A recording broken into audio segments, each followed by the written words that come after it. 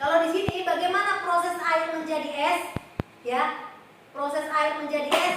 Ini air menjadi es jika didinginkan, sudah ada di sini apanya? Jawabannya. Jadi anak-anak itu tidak lagi berpikir, tidak lagi aktif. Sedangkan yang untuk pemantik dikatakan mengapa kita butuh perubahan wujud zat. Bagaimana hubungan antara suhu dan perubahan zat. Nah, itu yang membuat anak-anak semakin aktif berpikir.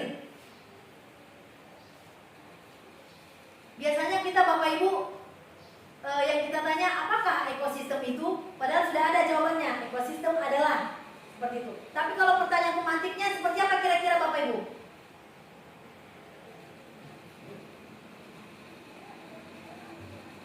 Kenapa kita harus menjaga ekosistem?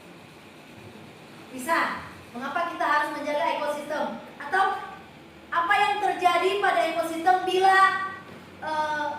hewan apa misalnya yang tidak ada punah, misalnya seperti itu. Nah, itu kan butuh anak-anak untuk lebih banyak berpikir, membaca, karena jawabannya tidak langsung ada di buku. Seperti itu pertanyaan pemantik. Nah, kemudian pemahaman bermakna.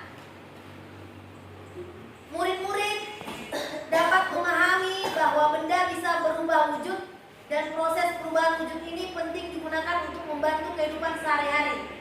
Sedangkan yang bukan pemahaman bermakna, murid-murid dapat memahami bahwa air bila dipanaskan akan berubah menjadi uap. Beda atau tidak Bapak Ibu? Nah, Ibu Indah, kira-kira bedanya di mana? Pemahaman bermakna dengan yang bukan. Pemahaman bermakna, Bu. Pada pemahaman bermakna itu, murid-murid dapat memahami bahwa benda bisa berubah wujud. Sedangkan pada bukan pemahaman bermakna, murid-murid dapat memahami bahwa air bila dipanaskan akan berubah menjadi uap. Nah, dikatakan di sini murid-murid dapat memahami bahwa benda bisa berubah wujud, bahwa benda. Sedangkan untuk pemahaman bermakna, memahami bahwa air. Nah, beda. Ini benda, sedangkan yang bermaknanya air. Air bisa bila dipanaskan akan berubah menjadi uap. Seperti itu ya. Oke, kita lanjut lagi. Nah, indikator untuk pencapaian kompetensi. Nah, di sini tadi awal fase ya Ibu-ibu, Bapak. Di sini diawali dengan fase pertama. Ada beberapa tujuan pembelajaran. Setelah selesai nanti tujuan pembelajaran pertama, kedua, ketiga, keempat, selanjutnya sampai yang terakhir, maka dikatakan dia akhir fase. Nah, dari sini nanti muncullah indikator pencapaian.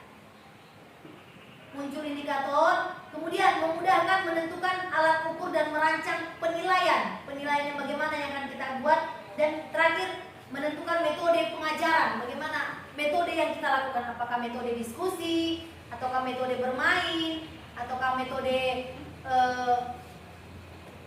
apa kira-kira metode yang sering kulakukan? Tanya jawab, seperti itu ya.